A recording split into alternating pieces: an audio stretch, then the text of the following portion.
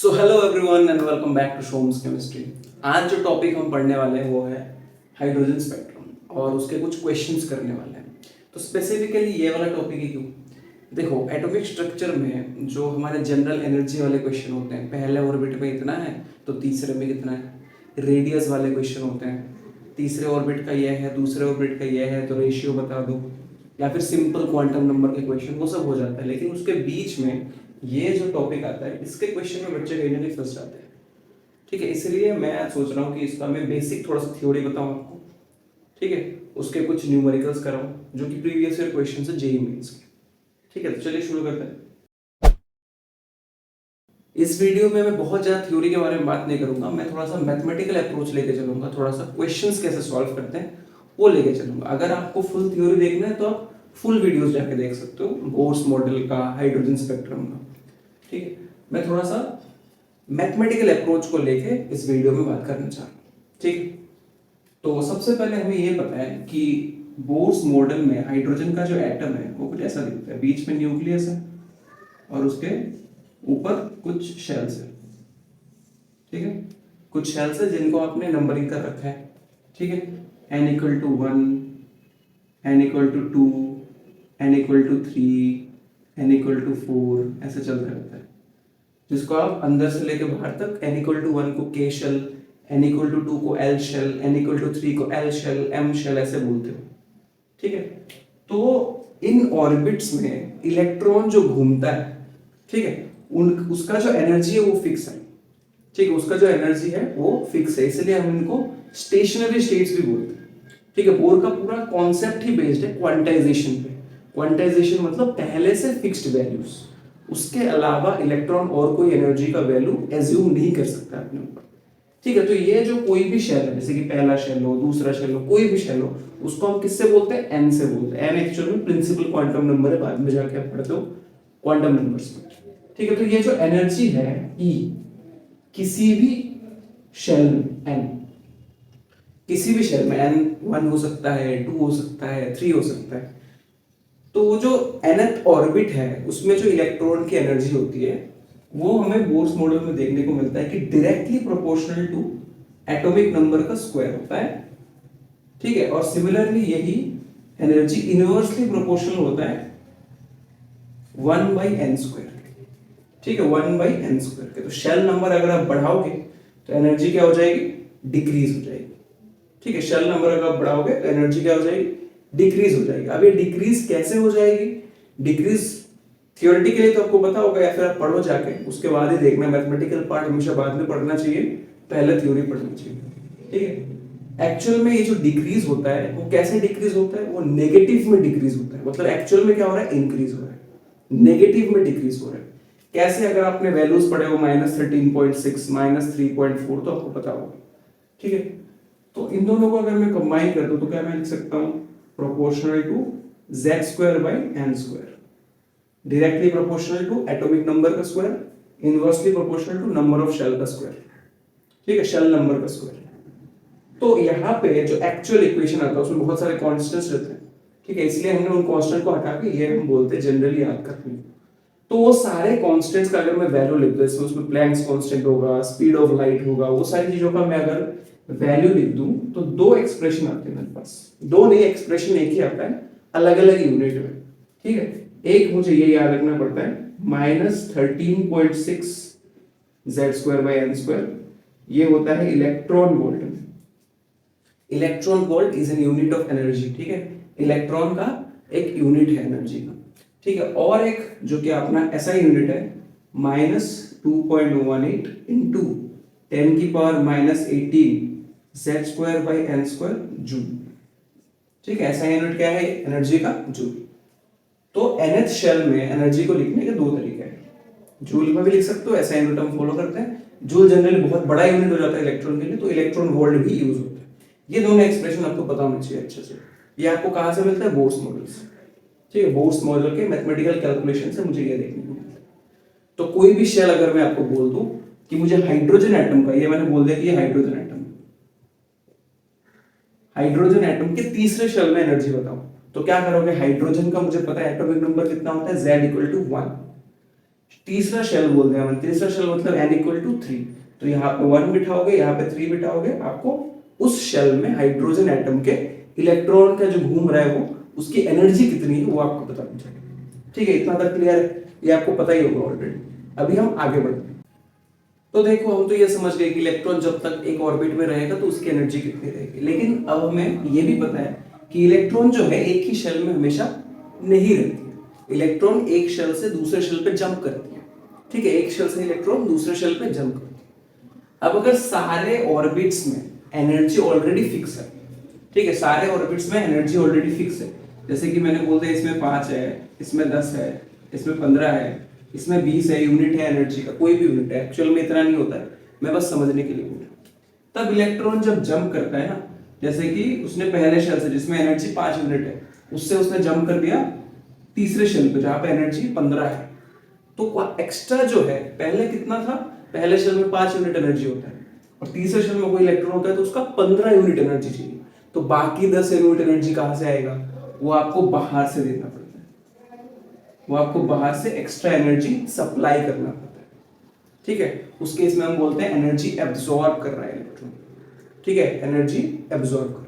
Similarly अगर कोई electron इस पे था चौथे शेल पे 20 यूनिट एनर्जी के साथ, वो अब जंप करना चाह रहा है दूसरे शेल पे जहां पे यूनिट एनर्जी कितना है 10 यूनिट। तो पहले उसका 20 था, अभी वो 10 पे जाना चाह रहा है, उसके पास एक्स्ट्रा 10 यूनिट एनर्जी है।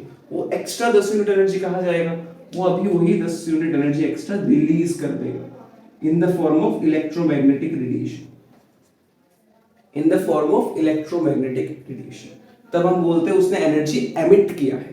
पहले केस में उसके पास कम एनर्जी था, बाहर से एनर्जी उसने एब्जॉर्ब किया है।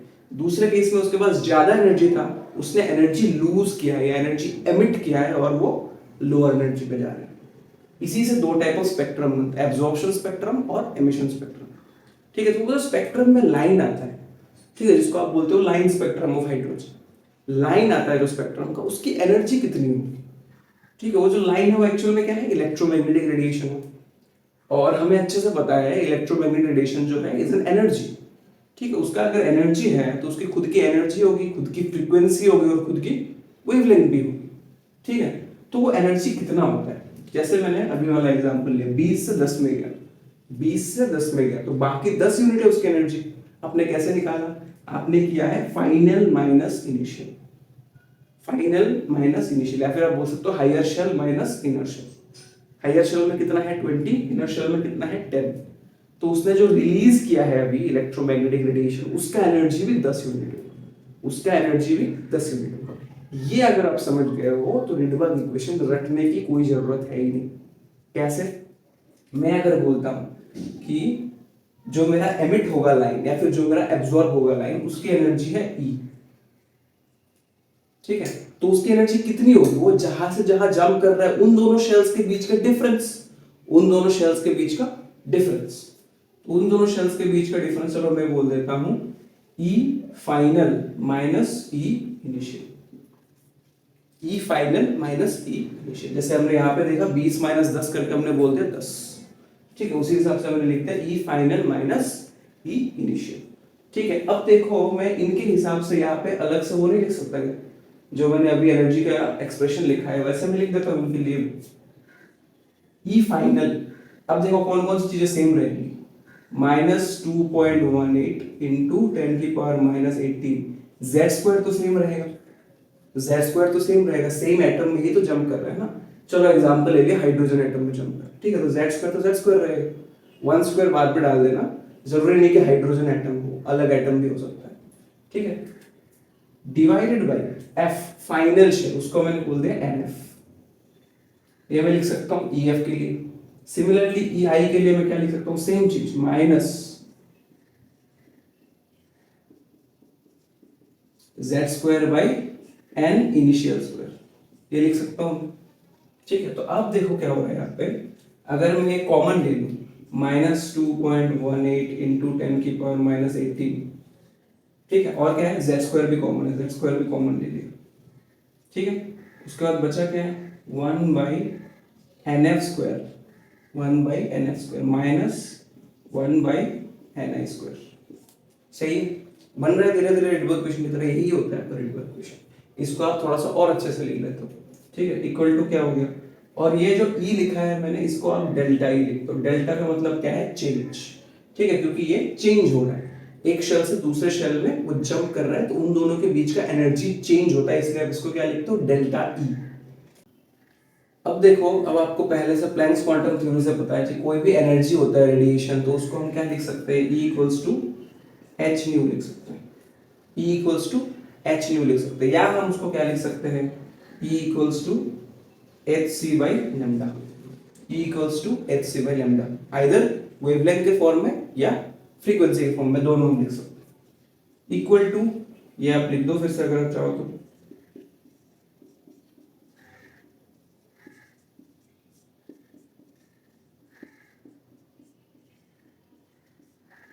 ठीक है।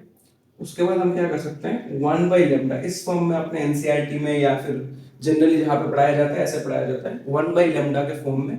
तो ये क्या कहाँ से आया 1/λ, ये hc नीचे चला जाएगा, ठीक है। अब आपको hc का वैल्यू पता है, h का वैल्यू पता है, प्लैंक्स कांस्टेंट है, c का वैल्यू पता है, स्पीड ऑफ लाइट है, सारी वैल्यूज रख के जो आता है उसको ही हम बोल देते हैं रिडबर्ग कांस्टेंट। उसको ही हम क्या बोल देते हैं, Rydberg constant into z² 1/n initial square minus 1/n final square. अंदर का देखो मैंने रिवर्स कर दिया, क्यों रिवर्स कर दिया, यहाँ पे माइनस साइन था, अब जो आर एच का वैल्यू आएगा वहां से मैंने माइनस साइन हटा दिया, ठीक है, बस इसको रिवर्स कर दिया तो साइन चेंज हो गया, ठीक है। तो आर एच का जो वैल्यू आता है वो तो आपको याद रखना ही है, भूल जाओ तो एग्जाम में ड्राइव भी कर सकते हो, ठीक है, लेकिन याद हो जाता है, जितने आप न्यूमेरिकल्स करते हो याद हो जाता है। 1.09 इंटू 10⁻7 यूनिट क्या होगा, 1/λ है लेफ्ट साइड में, तो राइट साइड में सेम होना चाहिए। लैम्डा क्या है, wavelength, metre inverse, 1.09 into 10⁻7 metre inverse, या फिर आप इसको लिखते हो 1.09 इंटू 10⁵ सेंटीमीटर इनवर्स। इसी को हम क्या बोलते हैं, रिडबर्ग कांस्टेंट। यही आपका रिडबर्ग इक्वेशन कहलाता है, यही आपका रिडबर्ग इक्वेशन कहलाता है। रिडबर्ग इक्वेशन क्या बोलता है कि अगर आपने दो शेल के नंबर बोल दिए कि इस शेल से इस शेल पे जंप करने पे, इस एटम में, एटम भी बता दिया, एटम बता दिया तो जेड पता लग गया, कौन से शेल से कौन से शेल में जंप कर रहा है बता दिया तो एन आई और एन एफ पता लग गया। तो ये सारी वैल्यूज पुट करके, और आर एच का वैल्यू तो कांस्टेंट ही है, पुट करके मुझे क्या पता लग जाता है, जो एमिट हो रही है फ्रीक्वेंसी या एब्जॉर्ब हो रही है फ्रीक्वेंसी, जिसका मुझे लाइन देखने को मिलता है स्पेक्ट्रम में, हाइड्रोजन के लाइन स्पेक्ट्रम में, उसकी फ्रीक्वेंसी कितनी होगी, इससे आप निकाल सकते हो। वेवलेंथ डायरेक्टली निकाल सकते हो। फ्रीक्वेंसी कैसे निकालोगे, आपको अच्छे से फॉर्मूला पता है, E equals to H C by lambda, ये पता है, और आपको क्या पता है, C equals to mu lambda, C equals to mu lambda, ठीक है। तो लेमडा की जगह पे आप क्या रख सकते हो, C बाई म्यू। तो ये अलग अलग फॉर्म से हम निकाल सकते हैं, ठीक है। या फिर अगर आप चाहो ऊपर पे इससे मल्टीप्लाई कर दो, इससे भी इससे मल्टीप्लाई कर दो, तो ये एनर्जी आ गई, इस साइड में बस एक एच सी एक्स्ट्रा रह जाएगा, ठीक है। ऐसा करके आप एनर्जी, वेवलेंथ, फ्रीक्वेंसी तीनों निकाल सकते हो किसी भी लाइन के लिए जो लाइन आपको स्पेक्ट्रम में दिखती है। समझ में आ गया। तो हमने अभी तक क्या क्या सीखा है, रिडबर्ग इक्वेशन हमें याद रखना है, 1/λ equal to R H into Z square 1/ni² minus 1/nf², initial minus final, ठीक है। और कई जगह पे आप इसको n1 माइनस n2 भी लिख दो, एक ही बात है, ठीक है। आपको बस मेन चीज समझना है कि कहाँ पे क्या पुट करना है, सारी बातें समझ में आ गई। यहाँ पे आर एच का वैल्यू कितना होता है, 1.09 इंटू 10⁻7 मीटर इनवर्स, ठीक है, इतना होता है। अब देखो, अब मैं अलग अलग केसेस लिखता हूँ। तो देखो यहाँ पे मैंने अलग अलग एनर्जी लेवल्स बनाए, ठीक है, अलग अलग एनर्जी लेवल्स। पहला शेल का एनर्जी अगर इतना है, दूसरे शेल का इतना होगा, तीसरे का इतना होगा, ऐसे कर करके n इक्वल टू इन्फिनिटी तक। n इक्वल टू इन्फिनिटी का मतलब होता है कि शेल से बाहर जा चुके हुए, अभी आपका जो इलेक्ट्रॉन है वो एटम के बाहर है, वो है n इक्वल टू इन्फिनिटी, मतलब बाहर, ठीक है। अनडिफाइंड होता है ना इन्फिनिटी, अनडिफाइंड मतलब शेल के अंदर नहीं, अभी एटम के बाहर जा चुका है, ठीक है। तो देखो एक चीज आप गौर करो, यहाँ पे ये क्या है, एनर्जी है, यहाँ पे आपका जो वर्टिकल है वो क्या है, एनर्जी है। तो पहले देखो इतना गैप था, बाद में थोड़ा सा कम हो गया गैप, फिर और कम हो गया, जितना ऊपर जा रहा हो गैप जो है वो छोटा हो रहा है। अब कुछ लोगों को कंफ्यूजन होता है सर ये गैप तो बहुत बड़ा है, ये गैप नहीं है, ये डॉट डॉट दिखाया है, मतलब क्या है कि यहाँ पे बीच में इनफाइनाइट लेवल्स है, सारे लेवल तो ड्रॉ नहीं कर सकता, इन्फिनिटी कैसे ड्रॉ कर लूँ मैं, ठीक है, ये होता है मतलब। तो लेवल्स कौन से, ये वाले, ठीक है। तो देखो यहाँ पे एनर्जी गैप जो है वो डिक्रीज हो रहा है, सारे लाइन पास पास आ रहे हैं। अब ऐसा क्यों होता है, क्योंकि एनर्जी का फॉर्मूला क्या है अभी हमने देखा कि डिवाइड बाय एन स्क्वायर होता है ना, डिवाइड बाय एन नहीं है, डिवाइड बाय एन होता तो सारे सिमिलर गैप वाले होते, डिवाइड बाय एन स्क्वायर है। तो जैसे कि यहाँ पे अगर मैं हाइड्रोजन के लिए बोलूं, पहले हम n इक्वल टू 1 पुट करो, कितना आता है -13.6 इलेक्ट्रॉन वोल्ट, ठीक है। n इक्वल टू 2 पुट करो, 2 स्क्वायर 4, -13.6 डिवाइड बाय 4 आता है -3.4 इलेक्ट्रॉन। देखो डिफरेंस कितने का है, लगभग 10 का, ठीक है, 10.2 इलेक्ट्रॉन वोल्ट का फर्क है इन दोनों में। अब अगला पुट करो n इक्वल टू 3, 3 स्क्वायर कितना होता है 9, अब 13.6 डिवाइड बाय 9 करके देखो कितना आएगा, -1.5 इलेक्ट्रॉन वोल्ट, इतना आएगा। पहले का डिफरेंस देखो 10.2 का डिफरेंस है, अगले दोनों में डिफरेंस देखो कितने का है, 2 का भी डिफरेंस नहीं है, ठीक है, 2 का भी डिफरेंस नहीं। तो अगले वाले में देखेंगे और कम हो जाएगा डिफरेंस। तो ये बात ख्याल रखना कि जितना हम n को बढ़ाते रहते हैं उतना जो एनर्जी लेवल्स के बीच का गैप है वो घटता रहता है, ठीक है, ये बात ख्याल रखना। अब देखो और एक चीज, अब हमने देखा है कि इलेक्ट्रॉन जो होता है वो कहीं से भी कहीं पे ट्रांजिशन कर सकता है और उसके लिए लाइंस देखने को मिलती है। तो कुछ कुछ नाम हमें याद रखना पड़ता है, जैसे कि अगर एक इलेक्ट्रॉन जंप करता है n इक्वल टू 2 से लेके n इक्वल टू 1 तक, या फिर मैं बोलता हूं n इक्वल टू 4 से लेके n इक्वल टू 1, या फिर मैं बोलता हूं ऊपर से कहीं से भी लेके आप बस n इक्वल टू 1 तक लेके आओ, ऐसे जितने भी लाइन है, ठीक है, जितने भी ऐसे लाइन बन सकते हैं, जितने लाइन बन सकते हैं, ठीक है, इंफिनिटी से भी, उन सभी लाइंस का जो सीरीज है उस सबको मिला के हम एक सीरीज बनाते हैं, उस सीरीज का हम देते हैं नाम लीमेन सीरीज, या फिर कुछ लोग लाइमेन सीरीज बोलते हैं, ठीक है, इसको हम बोलते हैं लीमेन सीरीज। और ये जो सीरीज है ये मुझे देखने को मिलता है यूवी रेंज, स्पेक्ट्रम अपने पढ़ा होगा, यूवी, विजिबल, इंफ्रारेड, अल्ट्रावायलेट, ये हो गया अल्ट्रावायलेट, तो एक्सरे, रेडियो, तो यूवी में ये लीनियर सीरीज में देखने को मिलता है, मतलब इस सीरीज के जो लाइंस होंगे वो यूवी रीजन में होंगे, हम देख नहीं पाएंगे उनको, ठीक है। सिमिलरली अगर मैं ऊपर के किसी भी लेवल से n इक्वल टू 2 तक आता हूँ, ऊपर के किसी भी लेवल से n इक्वल टू 2 तक आता हूँ, उसके लिए जो सीरीज देखने को मिलता है उसको हम बोलते हैं बामर सीरीज, ठीक है, या फिर बाल्मर सीरीज, जो भी आप बोलना चाहो, बामर सीरीज, वो हमें देखने को मिलता है विजिबल रेंज में, ठीक है, विजिबल रेंज। तो सिमिलरली और भी सीरीज है, ये डायग्राम में नहीं दिखा रहा हूं मैं, जो हमारा फॉर्मूला था, क्या आपको फॉर्मूला याद है, RH into Z square 1 by N initial square minus 1 by N final square, ये इक्वल टू क्या होता है 1 बाई लैम्डा वेव नंबर। तो यहाँ पे एन इनिशियल जो है, ठीक है, ऊपर से जिस पे आएगा वो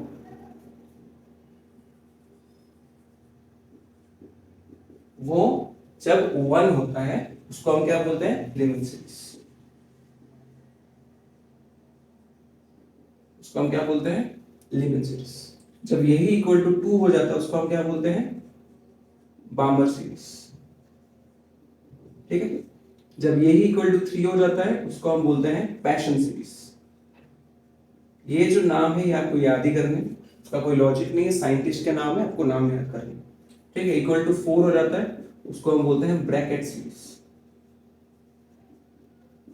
इक्वल टू 5 होता है उसको हम बोलते हैं फंड सीरीज या फिर पी फंड सीरीज, जैसे आप बोलना चाहें, ठीक है। इक्वल टू 6 होता है उसको हम बोलते हैं हम्फ्री सीरीज,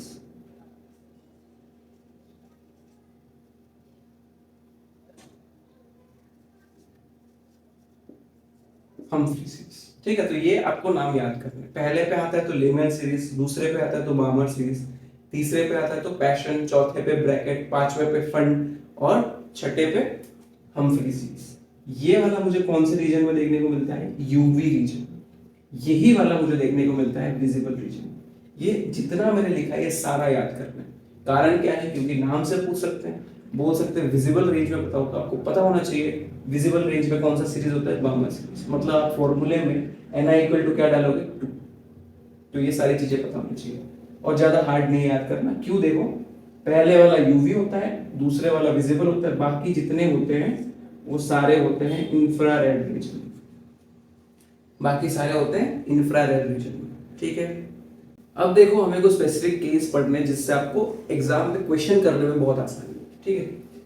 तो ये रहा हमारा रिडबर्ग इक्वेशन जिसके ऊपर ही हम क्वेश्चन करने वाले हैं। अब देखो हमने अलग अलग सीरीज देख लिया, ठीक है। ये ni का वैल्यू बताता है सीरीज, ठीक है, या फिर सीरीज बताता है ni का वैल्यू। आपको बोल दे कि पैशन सीरीज में तो आप ये डाल दो 3, आपको बोल दे फंड सीरीज में तो आप इसको डाल दो 5, ठीक है, वो हमें पता लग गया। अब आपको अगर ऐसा क्वेश्चन पूछा जाए कि आप विजिबल रीजन में सबसे लॉन्गेस्ट वेवलेंथ का लाइन बताओ, उसका वेवलेंथ कितना होगा, तो इसको आप कैसे करोगे। विजिबल रीजन से क्या पता लगा, बार्मर सीरीज है, तो बार्मर सीरीज से मुझे क्या पता लगा, ni इक्वल टू कितना होगा, 2, इतना पता लग गया। अब उसने क्या बोला, लॉन्गेस्ट वेवलेंथ। तो ऐसे क्वेश्चन पूछे जाएंगे आपसे, longest wavelength, highest frequency, highest energy, या lowest energy, lowest frequency, largest wavelength, shortest wavelength, ऐसे चीजें पूछी जाएंगी। तो उसको कैसे करना है वो हम देखते हैं।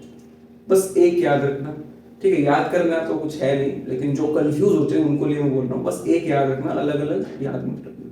देखो अगर मुझे बोल दिया उसने हाईएस्ट एनर्जी, ठीक है, अगर उसने मुझे बोल दिया हाईएस्ट एनर्जी लाइन निकालनी है, हाईएस्ट एनर्जी का लाइन निकालना है, किसमें, जो सीरीज बोलेगा वो उसमें होगा, उसको देखने की जरूरत नहीं हो, तो क्वेश्चन के टाइम पे पता लगेगा। अब देखो हाईएस्ट एनर्जी का मतलब क्या है, इस इक्वेशन में कहीं आपको एनर्जी दिख रहा है क्या, एनर्जी नहीं दिख रहा है, क्या दिख रहा है मुझे, वेवलेंथ। और मुझे क्या पता है, E equals to H nu होता है, या फिर E equals to H C by lambda होता है। मतलब एनर्जी जो है वो फ्रीक्वेंसी के डायरेक्टली प्रोपोर्शनल है, और एनर्जी जो है वो वेवलेंथ के इनवर्सली प्रोपोर्शनल है, ठीक है। इसको मैं ऐसे लिख सकता हूं क्योंकि h क्या है, एक कांस्टेंट है, ठीक है, इनवर्सली प्रोपोर्शनल टू वेवलेंथ। तो यहाँ पे वेवलेंथ नीचे ही है, ठीक है। हाईएस्ट एनर्जी मतलब क्या होगा, लोएस्ट वेवलेंथ या फिर शॉर्टेस्ट वेवलेंथ, क्योंकि इनवर्सली प्रोपोर्शनल होता है। शॉर्टेस्ट वेवलेंथ मतलब इसको छोटा करना है, इसको छोटा करना है, मतलब ये 1 बाई इसको क्या करना है, बड़ा करना है, 1 बाई इसको बड़ा करना है, मतलब इस साइड को बड़ा करना है तो राइट साइड को भी पूरे को बड़ा करना है। इसको आप बड़ा कर सकते हो क्या, नहीं कर सकते, ये आपको क्वेश्चन में दिया जाएगा, नहीं कर सकते। आप किस चीज को चेंज कर सकते हो, आप चेंज कर सकते हो यहाँ पे, अब सीरीज भी आपको दे देंगे तो ये भी आपको पता है, आप चेंज किसको करोगे, आप चेंज करोगे इसको। अब इसको क्या करना है, देखो हाईएस्ट एनर्जी, तो मुझे कुछ ऐसा करना है कि ये वाला जो वैल्यू है वो हाईएस्ट हो जाए, क्योंकि हाईएस्ट एनर्जी मतलब शॉर्टेस्ट वेवलेंथ, शॉर्टेस्ट वेवलेंथ मतलब इस वैल्यू को मैक्सिमम करना है, मतलब राइट साइड को भी मैक्सिमम करना है। नहीं समझ में आया, फिर से सुनो, हाईएस्ट एनर्जी, ठीक है, एनर्जी को करना है हाई। अब मुझे क्या पता है, एनर्जी इनवर्सली प्रोपोर्शनल टू होता है वेवलेंथ, ठीक है, तो वेवलेंथ को करना है लो, वेवलेंथ को लो करना है तो 1 बाई वेवलेंथ को क्या करना है, हाई, मतलब लेफ्ट साइड को भी हाई करना है, राइट साइड को भी हाई करना है, इक्वेशन है। राइट साइड को हाई करोगे ये सब हाई नहीं कर सकते आप, हाई क्या करना है, इस डिफरेंस को, इसमें भी ये वाला आपको दिया होगा, तो आप सिर्फ इसका वैल्यू बताओ जिससे ये वाला जो डिफरेंस है वो मैक्सिमम वैल्यू दे सके, ये वाला जो डिफरेंस है वो मैक्सिमम वैल्यू दे सकता है। अब डिफरेंस मैक्सिमम वैल्यू कब दे सकता है, ये आपने दे दिया, इस पूरे का वैल्यू क्या होना चाहिए, छोटे से छोटा, क्योंकि ये तो आपको क्वेश्चन में दे दिया जाएगा। इस वाले का वैल्यू जितना कम होगा उतना ही आपका इसमें से कम माइनस होगा, डिफरेंस उतना ही ज्यादा होगा, जिस कारण से क्या होगा, ये मैक्सिमम हो सकता है। अब देखो जितने नंबर्स हमने सोचे थे 1 2 3 4 5, उसमें से क्या मैं इधर रखूं कि ये वाला जो है मिनिमम हो जाए, नीचे है ये इंफिनिटी रख दो, क्योंकि 1 बाई इंफिनिटी का स्क्वायर क्या मिल जाएगा आपको, 0, यही तो मिनिमम वैल्यू है। अब कुछ भी और रख के देखो, इससे बड़ा है, 1 बाई 1 स्क्वायर रख दो, क्या आ जाएगा, 1 आ जाएगा, 0 से बड़ा है। 1 बाई 2 स्क्वायर रख दो 4, क्या हो जाएगा, 1 बाई 4 0.25, 0 से बड़ा हो जाएगा। कुछ भी वैल्यू रखो आप, 0 से बड़ा। तो जब भी आपको हाईएस्ट एनर्जी की बात की जाए तब आपको क्या करना है, N2 या NF इक्वल टू इनफिनिटी रख देना, कोई भी सीरीज हो, कोई भी सीरीज हो आपको N2 या NF इक्वल टू इन्फिनिटी रखते हैं। तो हाईएस्ट एनर्जी के साथ में और क्या क्या बोल सकता हूं, शॉर्टेस्ट वेवलेंथ, क्योंकि इनवर्सली प्रोपोर्शनल होता है, या फिर मैं क्या बोल सकता हूं, हाईएस्ट फ्रीक्वेंसी। तो ये तीनों टाइप के अगर आपको क्वेश्चन पूछे गए, shortest frequency, shortest wavelength, highest energy या हाईएस्ट फ्रीक्वेंसी, आपको क्या करना है, N2 को या NF को क्या रख देना है, इन्फिनिटी। ठीक है, N2 या NF को क्या कर देना है, इन्फिनिटी रख देना है। ठीक है, अब अगर यहाँ पे हाईएस्ट ना बोल के लोएस्ट एनर्जी पूछ लिया जाए तो देखो मैं सिर्फ एनर्जी का याद करवा रहा हूं, क्योंकि बाकी आप इससे याद कर सकते हो। अगर आपको पूछ लिया लॉन्गेस्ट वेवलेंथ, अच्छा लॉन्गेस्ट वेवलेंथ, एनर्जी और वेवलेंथ इनवर्सली प्रोपोर्शनल होता है, तो लॉन्गेस्ट अगर वेवलेंथ हो तो एनर्जी क्या हो जाएगा, कम, मिनिमम एनर्जी, तो आपको ये यूज करना है। ठीक है, बस ये दोनों याद रखने, बाकी आपको पता है किसके साथ कौन सा डायरेक्टली प्रोपोर्शनल है और किसके साथ कौन सा इनवर्सली प्रोपोर्शनल है। तो देखो फिर से मुझे क्या करना है, 1/λ में चेंज नहीं कर सकता हूं, ठीक है, RH चेंज नहीं कर सकता, Z² चेंज नहीं कर सकता, 1/ni² क्वेश्चन में दे रखा होगा, 1/nf², इसको चेंज कर सकता। पिछली बार मैंने क्या किया था, इसको किया था मिनिमम, अब क्या चाहिए देखो, लोएस्ट एनर्जी। लोएस्ट एनर्जी मतलब हाईएस्ट वेवलेंथ, वेवलेंथ को हाई करना है तो 1/वेवलेंथ को क्या करना होगा, लो, मतलब इस डिफरेंस को क्या करना होगा, लो। इस डिफरेंस को आप कैसे लो कर सकते हो, यहाँ पे जो वैल्यू है उसको मैक्सिमम करके, यहाँ पे जो वैल्यू है उसको मैक्सिमम करके, यहाँ पे वैल्यू को आप मैक्सिमम कैसे करोगे, ये वाला वैल्यू तो ऑलरेडी फिक्स है, ये वाला वैल्यू तो ऑलरेडी फिक्स है। जैसे कि अगर आपको बोल दिया बार्मर सीरीज, तो Ni इक्वल टू क्या हो जाएगा, 2।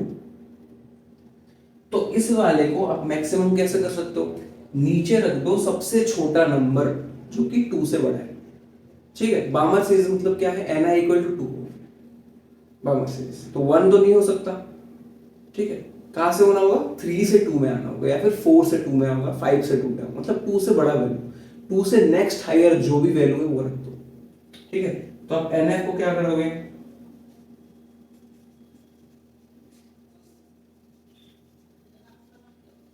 नेक्स्ट हायर वैल्यू, मतलब अगर बार्मर सीरीज दे दिया जाए आप NF को क्या बिठाओगे, 3, पैशन सीरीज दे दिया जाए NF को क्या बिठाओगे, 4, फंड सीरीज दे दिया जाए NF को क्या बिठाओगे, 6, फंड सीरीज क्या होता है, ब्रैकेट नहीं, फंड 6, लेमन सीरीज दे दिया जाए तो NF को क्या डालोगे, 2। समझ में है, बिल्कुल क्लियर है। अभी आप क्वेश्चन करोगे सबको समझ में आ जाएगा। अगर मैं समरी बताना चाहूँ आपको, कभी भी आपको क्वेश्चन में पूछ लिया जाए एक सीरीज के अंदर मैक्सिमम एनर्जी का लाइन, मैक्सिमम एनर्जी का लाइन, ठीक है, एनर्जी के हिसाब से याद करवा रहा हूं, फिर से गलती मत करना। मैक्सिमम एनर्जी, मैक्सिमम क्या है, क्वांटम नंबर 1 2 3 4, आपने लास्ट में क्या लिखा था, n equals to infinity, infinity रख दो। मिनिमम एनर्जी का लाइन, NF को क्या रख दो, मिनिमम वैल्यू, लेकिन उस सीरीज के अंदर होना चाहिए। बार्मर में होगा तो n इक्वल्स टू 1 नहीं हो सकता, ना ही n इक्वल्स टू 2 हो सकता है, क्योंकि कहीं से कहीं पे जंप तो होगा, 2 से 2 में है तो जंप का है, तो वही था पहले से। ठीक है, तो बार्मर होगा तो NF इक्वल टू 3 डाल देना, पैशन होगा तो NF इक्वल टू 4 डाल देना, नेक्स्ट हायर वैल्यू डाल देना। ठीक है, मिनिमम वैल्यू जो कि उससे बड़ा है, बस जो आपका सीरीज का मेन जो क्वांटम नंबर है, जिससे आप बोलते हो कि ये वाला सीरीज। ठीक है, समझ में आया। तो देखो पहला question, the region in the electromagnetic spectrum where Balmer series appears. ये तो बहुत इजी क्वेश्चन हो गया, जेईई मेंस का तो लेवल है ही नहीं, बहुत लो लेवल का क्वेश्चन हो गया। बार्मर सीरीज, बार्मर सीरीज हमें पता है सिर्फ बार्मर सीरीज ही होता है जो कि कौन से रेंज में होता है, विजिबल रेंज में होता है। तो ऑप्शन कौन सा सही हो जाएगा, डी। माइक्रोवेव कोई भी सीरीज हमने नहीं पढ़ा। यूवी में क्या होता है, लाइमन सीरीज। इंफ्रारेड में बाकी सारे सीरीज। ठीक है, ये दूसरा question, the shortest wavelength of the hydrogen atom in Lehman series is lambda 1। ठीक है, शॉर्टेस्ट वेवलेंथ उन्होंने बताया कि लैम्डा 1 है। Longest wavelength in the Barmer series of He plus is helium plus, तो उसमें Z चेंज होगा। ठीक है, तो ये सारे ऑप्शन है, लैम्डा 1 के टर्म्स में बताना है, तो लैम्डा 1 का पहले इक्वेशन लिख देते हैं। ठीक है, शॉर्टेस्ट वेवलेंथ, शॉर्टेस्ट वेवलेंथ मतलब हाईएस्ट एनर्जी, हाईएस्ट एनर्जी के लिए हमें NF को क्या करना होता है, इंफिनिटी। ठीक है, लीमन सीरीज बोल रखा है। ठीक है, उसका वेवलेंथ कितना आता है lambda 1, 1 by lambda 1 equal to क्या होगा R H into Z square क्या होगा 1, क्योंकि हाइड्रोजन एटम है। लेमन सीरीज है तो एन आई 1 स्क्वायर। फाइनल में मुझे क्या करना है इन्फिनिटी का स्क्वायर। ये एक्चुअल में क्या आ गया 1 by lambda 1 equal to R H, ठीक है, ये माइनस जीरो हो जाएगा और कुछ नहीं रहेगा, 1 by lambda 1 equals to R H आ गया। ठीक है, लॉन्गेस्ट वेवलेंथ मतलब लोएस्ट एनर्जी। लोएस्ट एनर्जी के लिए मुझे क्या करना पड़ता है नेक्स्ट हायर नंबर रखना पड़ता है। बामर है तो एनएफ क्या हो जाएगा 3, ठीक है, नेक्स्ट हायर नंबर क्या हो जाएगा 3, उसके लिए मुझे निकालना है। चलो उसके लिए मैंने बोल दिया लैम्डा 2 है मेरा, उसके लिए वेवलेंथ है मेरा लैम्डा 2, ठीक है, तो 1 by lambda 2 equal to R H तो सेम रहेगा इनटू जेड स्क्वायर अब चेंज होगा, हीलियम प्लस के लिए जेड स्क्वायर कितना हो जाएगा 2 स्क्वायर, ठीक है, 1 बाई वामर स्क्वायर मतलब एन आई इक्वल टू क्या है 2 square minus 1 by next higher number मतलब 3 स्क्वायर। समझ में आया, इसको सॉल्व करो आंसर मिल जाएगा। आर एच इक्वल टू क्या है 1 बाई लैम्डा 1, इसको मैं रख देता हूँ 1 बाई लैम्डा 1, ठीक है, 2 स्क्वायर कितना है 4, यहाँ पे मैं एलसीएम ले लेता हूँ 9 इंटू 4, ऊपर में क्या हो जाएगा 9 माइनस 4 5, ये कैंसिल क्या आ गया 5 बाई 9 लैम्डा 1।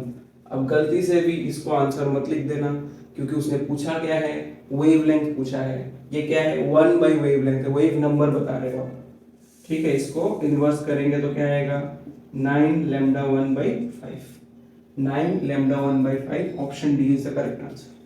ठीक है, बिल्कुल सिमिलर टाइप का और एक क्वेश्चन है, देखो shortest wavelength Lehman series of hydrogen atom A, बिल्कुल सेम है, वहां पे लैम्डा 1 बोल दिया, यहाँ पे ए बोल दिया।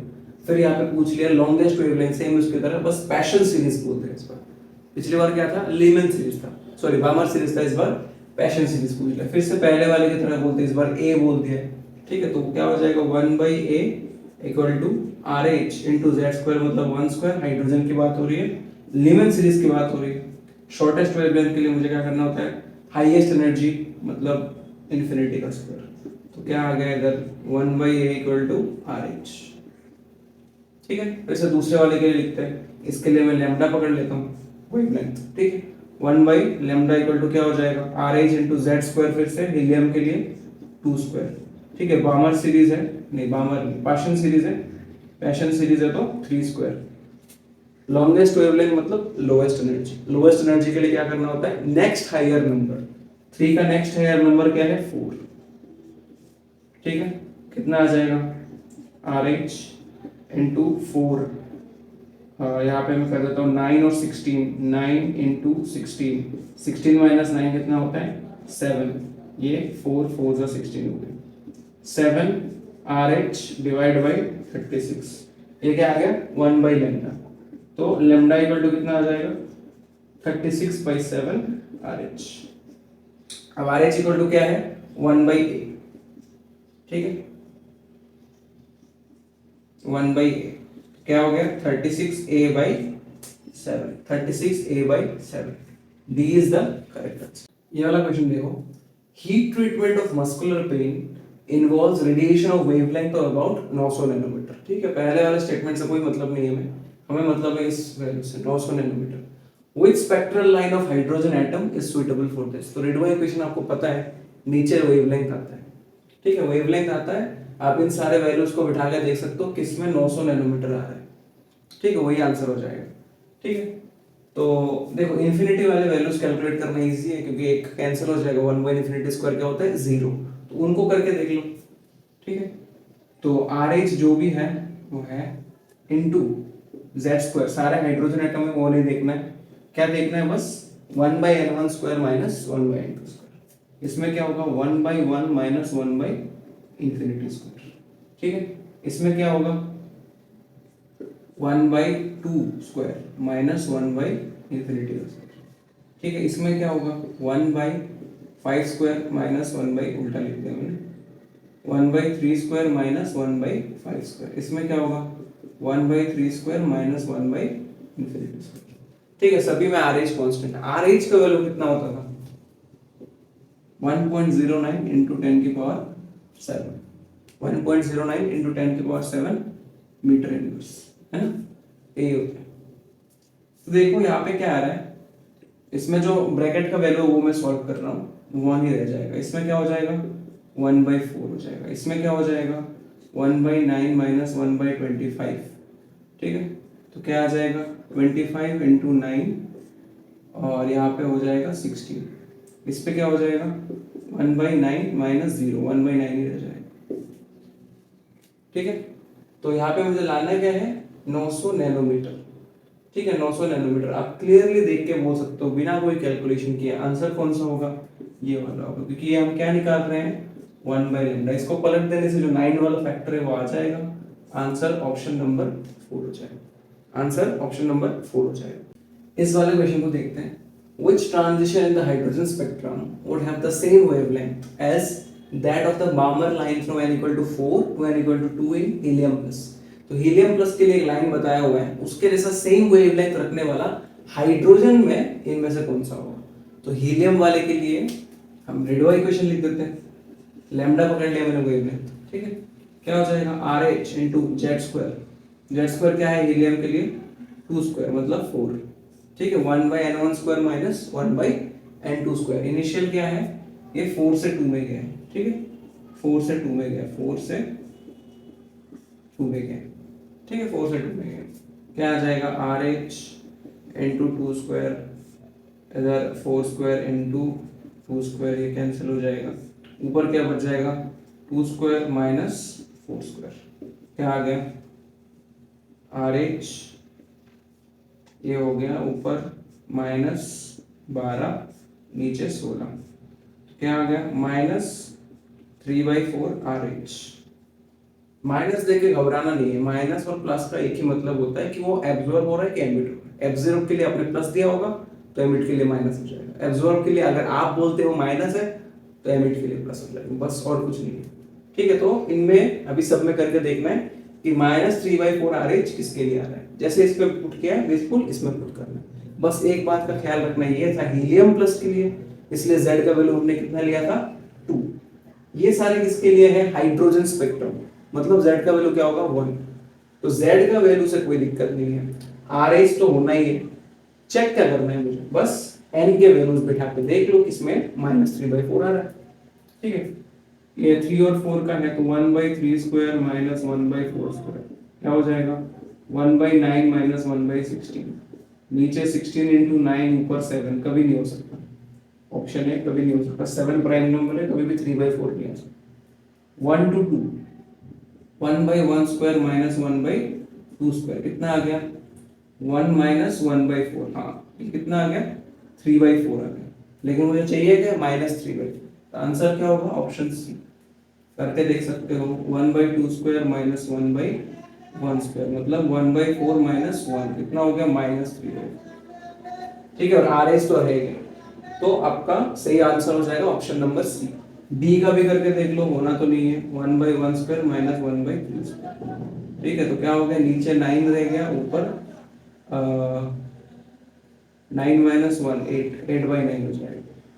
ठीक है, आइए ये वाला क्वेश्चन देखते हैं। ये स्टेटमेंट बेस्ड सवाल है। For the Balmer series of hydrogen atom it by equation लिख रखा है। Correct statements among 1 to 4 are, कौन कौन से करेक्ट स्टेटमेंट है। As wavelength decreases lines in the series converge. As wavelength decreases lines in the series converge, wavelength decrease. अच्छा, अब इसको मैं ऐसे लिख सकता हूँ क्या 1/λ लिख सकता हूँ। ठीक है, तो वेवलेंथ डिक्रीजेस, वेवलेंथ डिक्रीजेस मतलब ये ओवरऑल बढ़ रहा है। ये ओवरऑल बढ़ कैसे सकता है, n1 तो फिक्स है। ठीक है, n1 क्यों फिक्स है, क्योंकि बामर सीरीज की बात की जा रही है। तो इसको मैक्सिमम कैसे कर सकते हैं हम, n2 को बढ़ा बढ़ा के। याद है मैक्सिमम कब होता था, जब n इक्वल टू इन्फिनिटी होता था। तो n2 बढ़ रहा है। ठीक है, वेवलेंथ डिक्रीज कर रहा है मतलब n2 बढ़ रहा है। अब देखो जब हमने डायग्राम बनाया था तब हमने देखा था कि जो एनर्जी के लाइंस है वो कुछ ऐसे आती है। ये एक लाइन हुआ पहला एनर्जी का, दूसरे का इतना हुआ, तीसरे का थोड़ा और पास हुआ, चौथे का और पास हुआ, पांचवे का और पास हुआ। तो जितना हम n को बढ़ाते हैं वो सारे लाइंस पास पास आ जाते हैं, उसी का तो मतलब है कन्वर्ज। वही तो लिखा हुआ है wavelength decreases lines in the series converge. तो बिल्कुल सही स्टेटमेंट है ये। ठीक है, बिल्कुल सही स्टेटमेंट है। अच्छा, ये ABCD नहीं हो गए, 1 2 3 4 क्यों 1 2 3 4 हो गए। 1 2 3 4, ठीक है, 1 बिल्कुल सही स्टेटमेंट है। n1 इक्वल टू 2 बोल रखा है, बामर सीरीज है तो n1 इक्वल टू 2 होगा, बिल्कुल सही स्टेटमेंट है। Lines of longest wavelength correspond to n equal to t। Longest wavelength मतलब लोएस्ट एनर्जी, लोएस्ट एनर्जी के लिए क्या करना पड़ता है, मिनिमम नंबर जो कि उसके ऊपर है। 2 के ऊपर कौन सा नंबर है, 3, बिल्कुल सही बोल रहे, 1 2 और 3 तो सही है, ठीक है, 1 2 और 3 तो सही है, तो ये नहीं हो सकता, ये नहीं हो सकता, ये भी नहीं हो सकता, वैसे ये करेक्ट हो गए, ठीक है। 4 क्या है, ionisation energy of hydrogen can be calculated from the wave number of this lines. Ionisation energy का मतलब क्या होता है, हाइड्रोजन से इलेक्ट्रॉन निकालने के लिए कितनी एनर्जी की जरूरत है। अब देखो ये कौन सा लाइंस की बात कर रहे हैं, बामर सीरीज। तो बामर सीरीज तो शुरुआत ही कहां से होता है, n इक्वल टू 1 से तो नहीं, n इक्वल टू 2 से, बाहर से कहीं पे भी आता है तो n इक्वल टू 2 पे। लेकिन एक स्टेबल जब हाइड्रोजन का एटम होता है वो दूसरे शेल पे क्यों रहेगा इलेक्ट्रॉन, इलेक्ट्रॉन तो पहले शेल में रहेगा, तो वहां से निकालने के लिए जो एनर्जी चाहिए होती है उसको हम क्या बोलते हैं, आयनाइजेशन एनर्जी।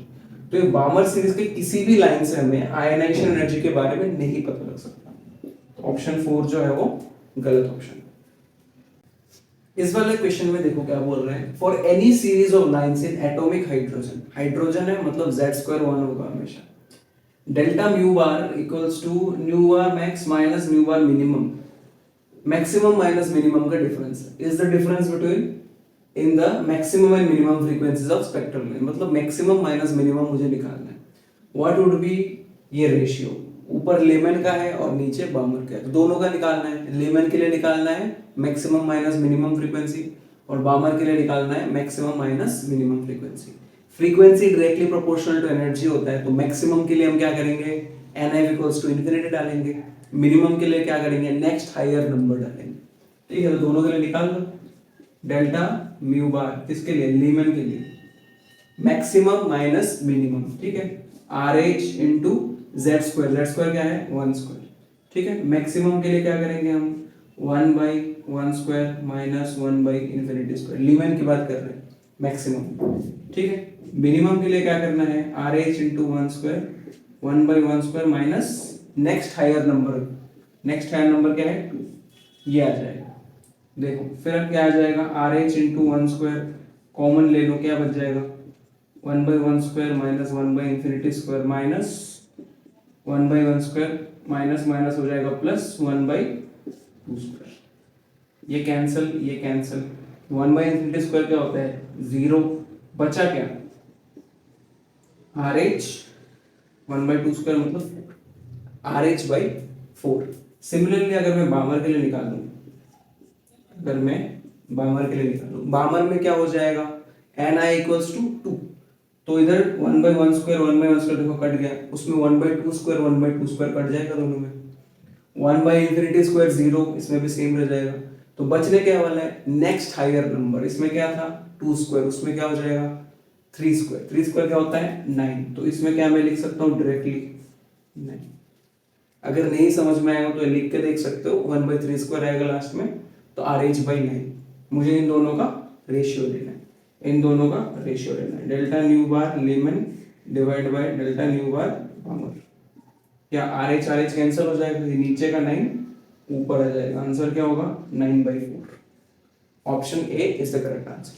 इस वाले क्वेश्चन में क्या बोल रहा है, ratio of shortest wavelength, shortest wavelength मतलब हाईएस्ट एनर्जी, हाईएस्ट एनर्जी के लिए हम क्या करते हैं इन्फिनिटी का लेते हैं square, of two series of hydrogen spectrum is found to be 9, is found to be 9 the spectral series. अब कौन सा स्पेक्ट्रल सीरीज होंगे, अब देखो ये अलग अलग स्पेक्ट्रल सीरीज दे रखे हैं, उनमें मुझे दोनों का निकालना है और रेशियो निकालना है। अब देखो एक चीज, जब भी 1/λ इक्वल टू मैक्सिमम की बात आती है हम क्या करते हैं RH इंटू z²। अब हाइड्रोजन है तो z लेने की कोई जरूरत नहीं है, 1/n1² कोई भी सीरीज का हो, चलो लिख देते हैं उसको n² माइनस इन्फिनिटी, क्योंकि हमें क्या करना है शॉर्टेस्ट वेवलेंथ या हाईएस्ट एनर्जी के लिए, तो इसका कितना हो जाएगा ये स्क्वायर, तो बच क्या जाता है हमेशा 1/λ इक्वल टू RH इंटू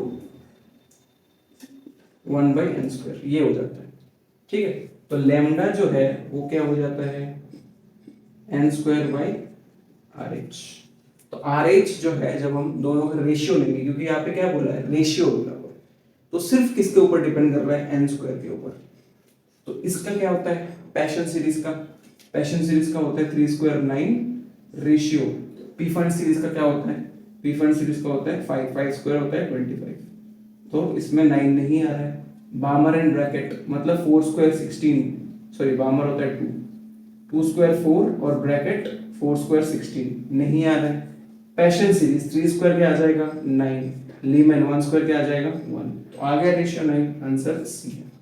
सभी केस में आपको करने की जरूरत नहीं होती है। जब मैंने देखा 9 मेरे दिमाग में आया कि हो सकता है कि पैशन सीरीज का होगा। साथ में मैंने कंफर्म किया शॉर्टेस्ट वेवलेंथ, शॉर्टेस्ट वेवलेंथ मतलब इन्फिनिटी, दूसरे क्वांटम नंबर की जरूरत नहीं है, ठीक है, दूसरे n की जरूरत नहीं है क्योंकि वो तो जीरो हो गया, सिर्फ एक n की जरूरत है, ठीक है। एक n जो है वो यहां से आ गया, ठीक है, बामर से सॉरी पैशन से और लीमन से। लीमन 1 है और ये 9 आ जाएगा। बाकी सब में देखो कहीं पे भी 9 का रेशियो नहीं है। ब्रैकेट एंड फंड, ब्रैकेट का हो जाएगा 16, फंड का हो जाएगा 25, सिर्फ इसी केस में 9 आएगा, रेशियो जो है वो 9, ठीक है। तो सी इज द करेक्ट आंसर। तो आज के वीडियो में बस इतना ही। आई होप कि आप सबको ये सारी चीजें समझ में आई होंगी जो मैं पढ़ाना चाह रहा था, और आई होप कि इसमें आपको थोड़ा सा भी हो एग्जाम में हेल्प होने वाला है, ठीक है। ऐसे ही और वीडियोस के लिए चैनल को सब्सक्राइब करना मत भूलना, और until next time, bye bye.